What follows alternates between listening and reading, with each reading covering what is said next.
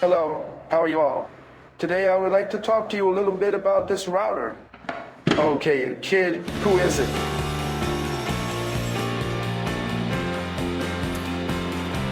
Why?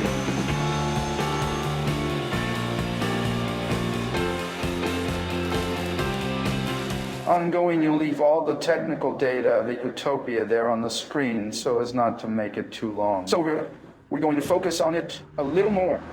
It's a calm utopia. Very simple. It's a small utopia. Black&Decker calls it professional. I personally wouldn't consider it a professional utopia. As I said to some people, I consider its value fair in Brazil, okay? It's a 400 real tool, and we really don't find a router for that price.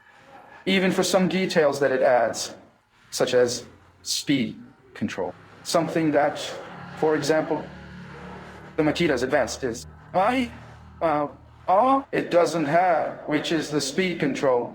Here in the front, we have this butterfly. That locks the router. Then you lower it and lock it in the position you want.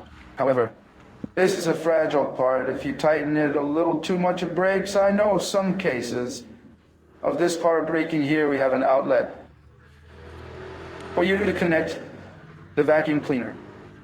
It also helps a lot, which is really cool. And here to change the cutter. You have to remove this little protection here, which is of little use. And then you lock it. Press this button. It will lock. There, it locks. You release it here with the key. Then you release it here with the key. I'm not going to release mine because I'm working. What I found bad about this Topia is its depth capacity. It's very small. She managed at most with those holes. That I made in the jig stumps. It was 27 millimeters, working with the milling cutter in a safety position. Of course, there are people who take it, milling here with a little finger in the tweezers. But it is something that is dangerous. Besides depth, another thing that this Utopia really irritated me a lot. That's it. I don't know if you can see it with details, but she has a certain gain that when you go down, he continues. See? He has a break. Here, I would say that very big. I won't be able to do it now, but it's a break. Maybe more than a millimeter, maybe 2 millimeters of clearance. And as I say, it's not a utopia that I would say is professional. It's a utopia, or a hobby for someone who is going to do a lot of things. It can work very well with it. It will serve you very well for the price paid. I emphasize again, it is for the price paid. Don't expect too much from it. Don't expect a real router so you can do it. Heavy work with it. Don't expect a precise utopia. Who will work for 5 hours, 6 hours a day, and you won't have any problems with them? No, I wouldn't say that. So I would say really, for hobbyists, whoever wants to buy at a hobby level, you can buy it. It will suit you. You will have fun. You will do a lot of things with it. Now, for those who really need a tool. For work, I would not recommend this router. I would recommend another purchase. I would think of a Utopia a little more robust than that.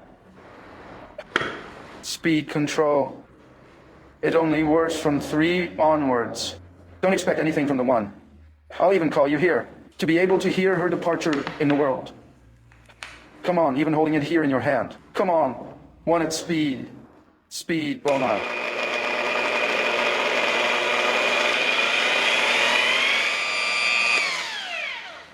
You can't work at speed 1. Speed on is style.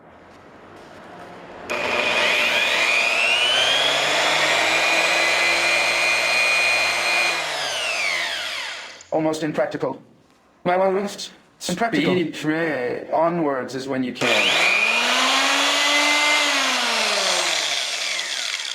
So speed 3 onwards. So this talk that it has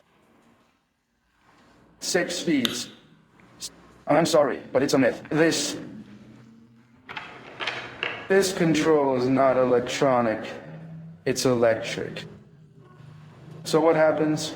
The lower the speed, it will decrease the force too.